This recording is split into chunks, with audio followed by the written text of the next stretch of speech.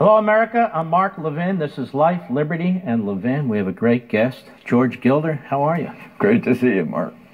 I've read you for years, you know. It's the first time we've met. Yeah, in fact, we've never talked before, have we? Now, you attended Harvard, and you still are successful. That's a good thing. I wasn't successful at Harvard. At Harvard, yeah. You pioneered the formulation of supply-side economics when you served as chairman of the Lehrman Institute's Economic Roundtable, program director for the Manhattan Institute. You're the author of Men and Marriage, Visible Man, Wealth and Poverty, which was a big book that had a big influence on me, The Spirit of Enterprise, Microcosm, Telecosm, and the Silicon Eye. And now, your newest book, Life After Google, The Fall of Big Data and the Rise of the Blockchain Economy. All right, a lot to unravel here, but let's get started this way. Capitalism versus socialism. Yeah. Explain. Well, capitalism is derives from the Latin word for head, caput. And capitalism is the mind-based system. And the key characteristic of the human mind is that we're creative. And as Albert Hirschman, the Princeton economist, once put it, creativity always comes as a surprise to us. And if it didn't, planning would prevail and socialism would work. Creativity is the foundation of capitalism. And socialism is based on planning. It's based on the assumption that we already know all we need to know in order to plan our future. And so it leads to tyranny. And that's really the difference, liberty versus tyranny, as someone once put it. Yeah. Isn't this the general problem with progressivism across the board? That is, they think they know all they need to know. Yeah. And now it's just a matter of redistributing ideas, redistributing wealth, redistributing. And isn't part of the problem is that's easy for people to understand, whereas the future is difficult for people to understand? Yeah. The future is unpredictable. And in order to deal with it successfully, you have to learn. And learning has a lot of constraints. Economic growth is the increase of knowledge. And the increase of knowledge is learning.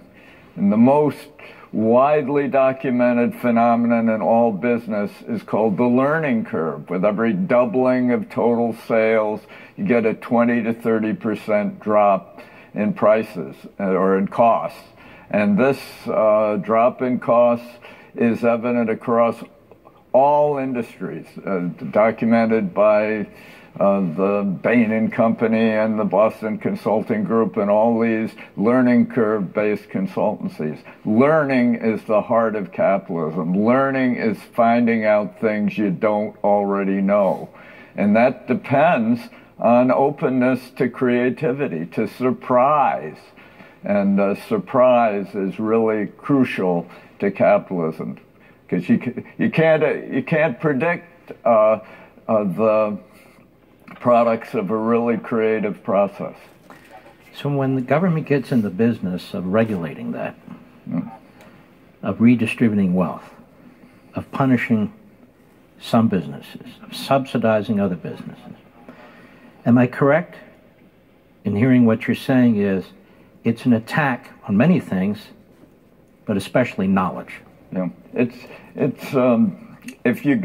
a government guarantee prohibits learning and thus prohibits economic growth. All economic growth is fundamentally learning. All wealth is fundamentally knowledge. As Thomas Sowell observed, the Neanderthal in his cave had all the physical resources we have today. The difference between our age and the Stone Age is entirely the growth of knowledge. And the growth of knowledge is learning. And that means economic growth is primarily learning. And learning can't be guaranteed. Learning is finding out things you don't already know. So any guarantee prohibits learning and thus prohibits growth. Is not the grand irony then that the progressive mindset claims that their decisions are based on science and knowledge, when in fact it's not based on science or knowledge, it's based on an ideology? It's definitely based on doctrine and dogma. It's really, when in my new book, Life After Google, I do a criticism of what I call Google Marxism.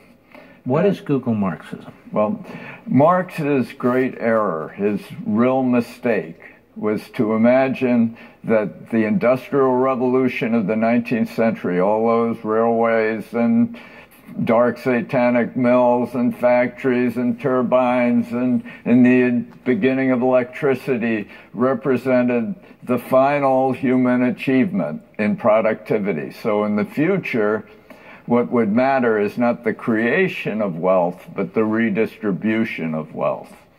Well, Google comes back today and says that its search engines, its machine learning, its artificial intelligence, its robotics, its biotech is the ultimate human attainment. And in the future, most of us will be able to retire to beaches while Sergey Brin and Larry Page of Google fly off to remote planets with Elon Musk in a winner-take-all universe. And this is a belief that Bill Buckley used to call immanentizing the eschaton. The eschaton is final things, final days. And each generation of technologists imagines that their technological vision, whether it was railroads or space flight or artificial intelligence, is the final attainment. And this is really what socialism is about. It's about saying that what we have now is all we're going to get, that we know as much as we need to know to plan the entire future. And that is fundamentally hostile to human creativity. This mindset, this Google Marxism, it cuts across all these platforms, though, doesn't it? Facebook, Twitter.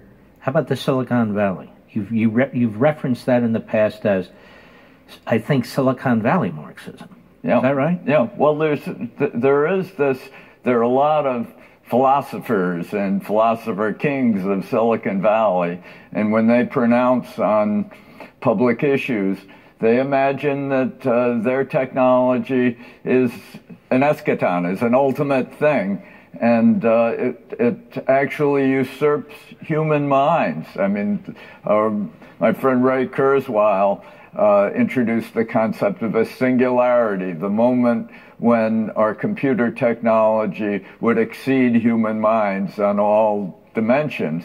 And at that point, the technology would produce new machines and a cascade of inventions that leave humans far behind. Is that possible? No. Why? It's because this artificial intelligence is a machine. And remember, I stressed surprise. If machines surprise you, they're probably breaking down. Machines are really deterministic almost by definition. And determinism in information theory, which underlies all of Silicon Valley, information is what's not determined by the machine. Information is the creativity of capitalism. So machines have masters called human beings. Machines have masters. Kurt Gödel, back in 1931, proved that any logical scheme, including a computer, anything, is necessarily dependent upon axioms outside the box.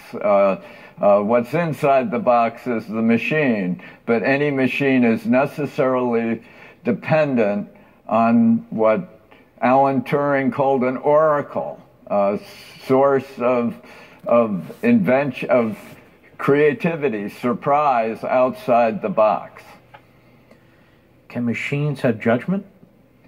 No, not really. They can repeat or imitate processes of judgment supplied to them by human beings, but every symbol that's employed in the machine has to be defined by a human interpreter.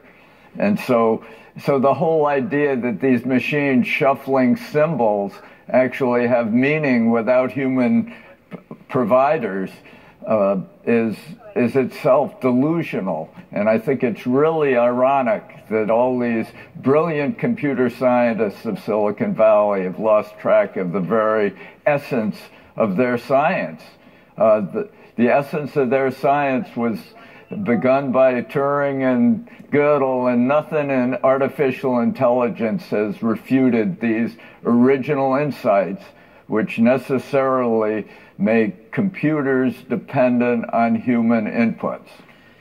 So if we understand technology, macro technology, we have really nothing to fear, do we? No, I mean, this is just a continued evolution of the economy. It's not as big a change at all as between agriculture and factories in the 19th century. This complete transformation of the global economy with the first machines of the Industrial Revolution exceeded in impact and drama this introduction of robotics, which is just kind of an extension of all the existing robots that are run our existing factories. But on the other hand, it is exciting, these new machines that are being generated, and they will, like all previous machines, increase employment. Human beings are not employed because they're unproductive. They're employed because they are productive. And so machines that render human beings more productive render them more employable, not less employable. This whole fantasy in Silicon Valley that their AI is going to destroy jobs everywhere. What's AI? Artificial intelligence. Okay. Their artificial intelligence, their machine learning is going to destroy jobs. Everybody out there believes that, but it's nonsense. All such machines enhance human creativity, enhance human capabilities, and thus make humans more employable and better jobs and more exciting jobs and safer jobs. Improved lifestyles. What? And improved lifestyles. Oh, and of course, in a steady expansion of knowledge and wealth.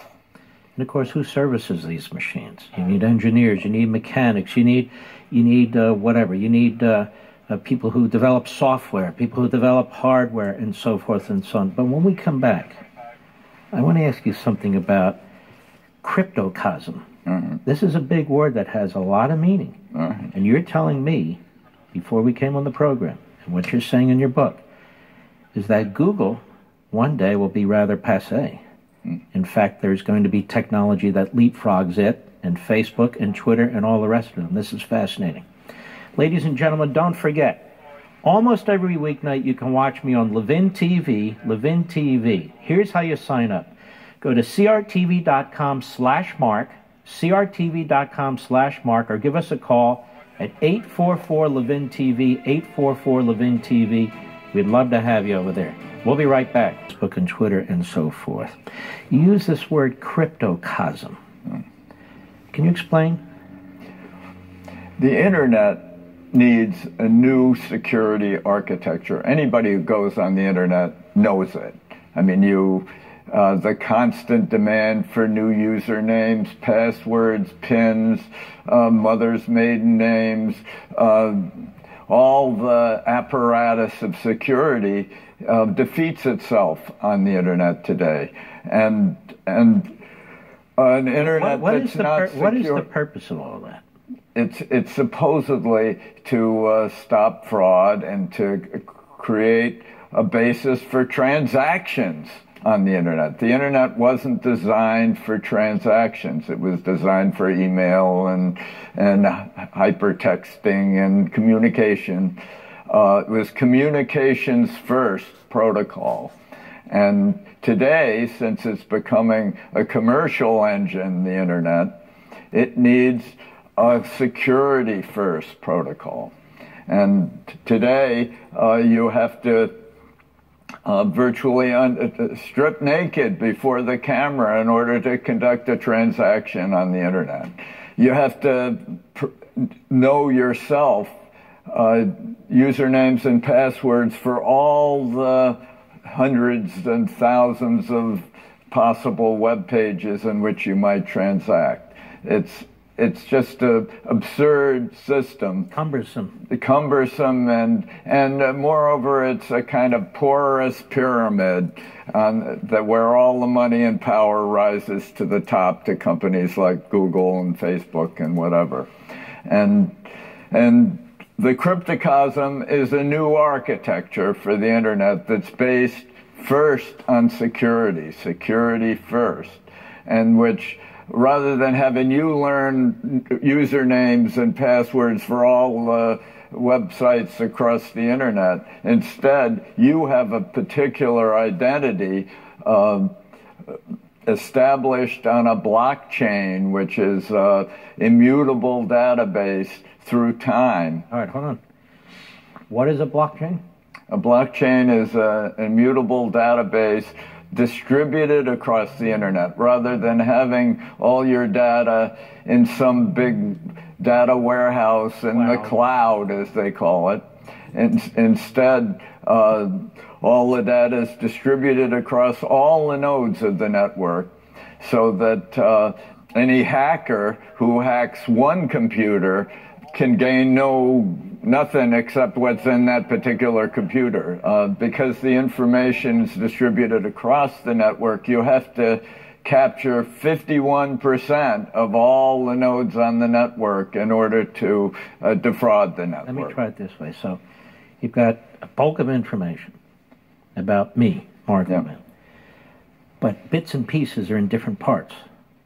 So if somebody hacks this part, they don't have enough for this part. If they hack this part, they don't have enough for this part. They hack the entire blockchain, which includes your identification in a time-stamped, immutable form, is distributed across all the nodes with the entire blockchain in its mathematically compressed form on every node.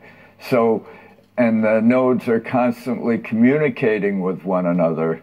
Unless you capture 51% of all the nodes on the internet, which is essentially impossible, you can't change anything on the blockchain. Is this being developed now? It's being developed now. It was invented essentially by a few academics, but it was essentially incorporated in a product by Satoshi Nakamoto in 2008. And it's 10 years later, it's become the heart of what's called the cryptocosm, and all sorts of embellishments and elaborations of it are underway today. And it's the most exciting thing that's going on in the world economy. It's like a new internet, plus a new global financial system being incubated simultaneously today all around the world. Now, this new financial system, are you talking about things like Bitcoin? What are these new financial systems? Who's behind our new financial? Well, today, the existing financial system, a lot of people don't realize it, but it's essentially come to the end of the line. I wrote about it in The Scandal of Money. Today, the biggest industry in the world economy by far is currency trading. It's just shuffling currencies back and forth.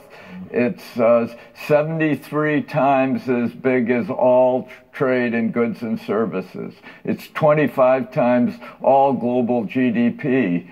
And it doesn't even accomplish stable or meaningful monetary values across the world economy. All its sole function really is to endow central banks with the capability of generating money and imposing some 250, it's kind of doomsday pot of $250 trillion of debt on the world economy. This system is not going to be viable over the future. So it's providential, in my view today, that scores of thousands of the most brilliant young entrepreneurs in the world economy are creating a new monetary system. A private monetary system? It's public, it's private, it's ubiquitous. It starts with Bitcoin, which, as I explain in my book, has various flaws that mean that it is not going to be, in its current form at least, the foundation for a new currency. Satoshi was trying to create a new gold. And gold is the one monetary element that really has endured through the centuries and has been the monetary premise for all the greatest eras of industrial development in the history of the world. The great miracle of capitalism was founded on money, which was identified as gold. And Satoshi wanted to create a new digital gold. And he almost did it, and there are now thousands of people trying to actually accomplish this goal. And when they do, it will once again restore money on a real basis that allows it to be a measuring stick rather than a magic wand for central banks. We'll be right back.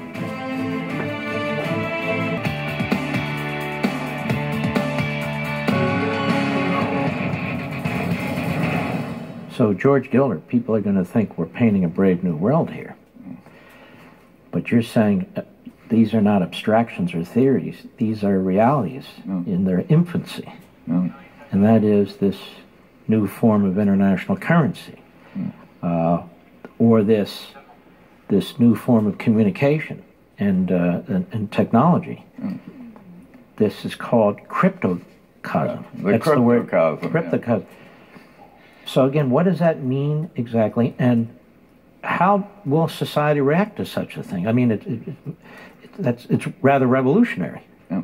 Well, it's revolutionary, but it restores the individual identity as the heart of the world economy. It allows facts and truths to be established on the internet. It makes the individual paramount. It exalts the individual human mind, the creative force in the world, the most powerful intellectual entity in the history of the universe, paramount. Again, people talk about artificial intelligence usurping the human mind, but when Big Blue defeated Kasparov in chess, Kasparov was using 14 watts, between 12 and 14 watts of energy. Big Blue was using effectively gigawatts of energy, billions of watts of energy, and was linked to other databases all across the world economy. The human mind is all that created Big Blue, all that programmed Big Blue, all that provided any intelligence to Big Blue. The human mind is the ultimate creative force in the image of their creator. And this is the heart of what the cryptocosm does. It reestablishes the individual creator as the heart of the system, rather than having some great system of databases in the cloud be the heart of the system. And it's all without government.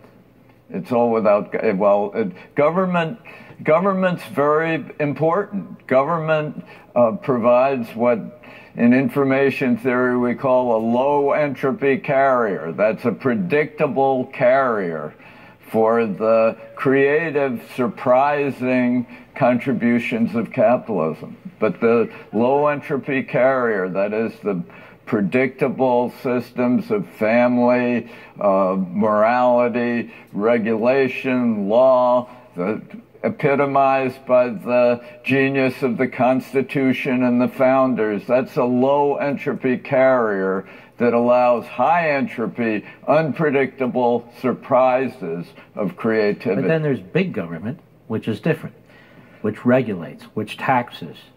And guarantees. And this is what I really drill it on.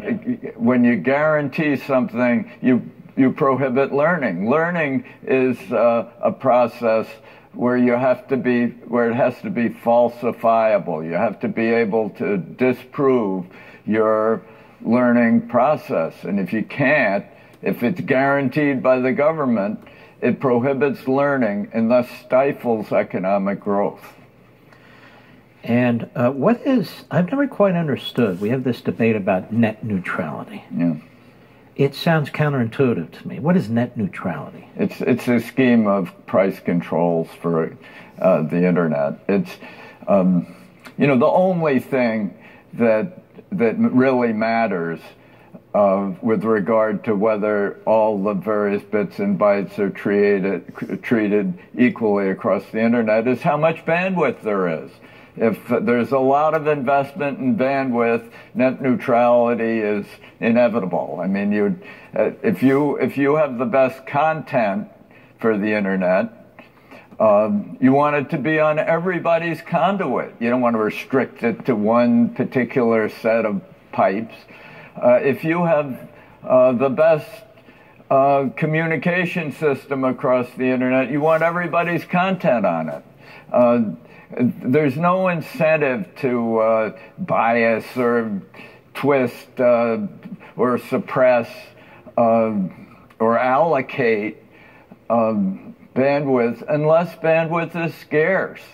And what makes bandwidth scarce are net neutrality laws that impose price controls across the internet on every connection, and thus mean that companies like AT&T go off and buy Time Warner, and Verizon pursues the Huffington Post rather than really focusing on the huge opportunities in providing bandwidth for ever-expanding cryptocosm. So your point would be, government, keep your hands off. Just leave it alone. You politicians don't even know what you're talking about. Pretty much? Pretty much. I think you pretty much have it. Ladies and gentlemen, don't forget, most weeknights we'd love to have you over at Levin TV, where I'm do my program there on our digital TV show. You can join us by going to crtv.com/mark, crtv.com/mark, or call us at 844-LEVIN-TV, 844-LEVIN-TV. We'll be right back. Amazon, Google, these are like the biggest corporations in the world. Yeah. But 10 years from now, they may not be, right? Yeah. Well, 10 years ago, the biggest corporations in the world by market cap were Exxon, Walmart, the Petroleum Bank, China Petroleum, and the Industrial and Commercial Bank of China. 10 years later, the top 4 companies in the world are Apple, Amazon, Google, and Microsoft by market cap. I mean, just who would have predicted that? And I believe that in the next 10 years, there will be a similar turnover, and there'll be cryptocosmic companies who will dominate the lists of the top market caps in the world. Do you think, back to your Industrial Revolution point, we're in a constant state of economic revolution, depending on, the extent to which the government interferes. Like you were saying, socialism, I mean, pure socialism or communism, I mean, they kill knowledge, they kill, they're police states. But the freer society, the more progress, the more liberty, the better the quality of life. I mean, within rules and laws, we understand that within the Constitution. Is that about right? Yeah, absolutely. It can accommodate surprise. A surprise to a socialist is always a disruption of the plan. That's right. You once wrote, "A successful economy depends on the proliferation of the rich, on creating a large class of risk-taking men who are willing to shun the easy channels of a comfortable life in order to create new enterprise, win huge profits, and invest them again." Do you think our country today, do you think most people, forget about the elites, do you think most people still believe that? I hope so. Polls indicate that young people are increasingly estranged from capitalism. I think largely because of a great government effort to guarantee futures through the student loan program, $1.5 trillion of guaranteed money for students. Those aren't really loans. Loans require a bank to scrutinize the borrower, and it's an intelligent learning process in capitalism. This is guaranteed money for the university system, and the university system took the money and ran. The students ended up paying just as much as before, but all the prices went up faster than in any other product in the whole economy. It's one of the great scandals of recent decades, but it shows the effects of government attempts to guarantee stuff. You guarantee stuff, you stifle learning, and you produce failure. Is this why, let's just take an example, a prominent example, climate change, so-called. Is this why we can never have an honest debate about it? Suddenly you're a denier. Yeah. You can't even discuss the so-called science. You can't discuss any of it. Shuts down knowledge, shuts down debate, shuts down the human mind, and we just all line up. Absolutely. And we have other examples of that too, right? I think that's as good as an example as there is. I mean, you aren't allowed to debate. I mean, climate change is a real phenomenon. Climate's constantly changing. However, you know, the Roman period, the Minoan period, the medieval climate optimum were just as hot, by most evidence, substantially hotter than it is today. And so it's hard to say that climate change is a big threat today when previous episodes of global warming were regarded as optimal or great triumphant periods of human advance and progress. So I think it's really rather bizarre, this effort to suppress any, but this is a way to blame Trump for the weather, or Republicans for the weather. Imagine, has the left ever developed such an ingenious campaigning strategy as to blame the weather on the Republicans? People are always dissatisfied with the weather. It's worth remembering that we had dust bowls back in the 1930s when temperatures were just about as high as today. And, you know, the weather is always changing. It's always unsatisfactory. And if you can blame it on the Republicans, you got a big political coup. That's right. So knowledge and anti-knowledge, it seems to be reversed when it comes to the left. We'll be right back. It's a book I wrote about 5 or 6 years ago, which focused on Israel as the epitome of a successful, inventive society. It's really the most successful technological country in the world today. Most of American companies are dependent on Israeli laboratories and inventions. The cryptocosm really began in Israel when Vitalik Buterin visited the country and found he was an advocate of Bitcoin, and he found master coins and name coins and all colored coins, as they called them.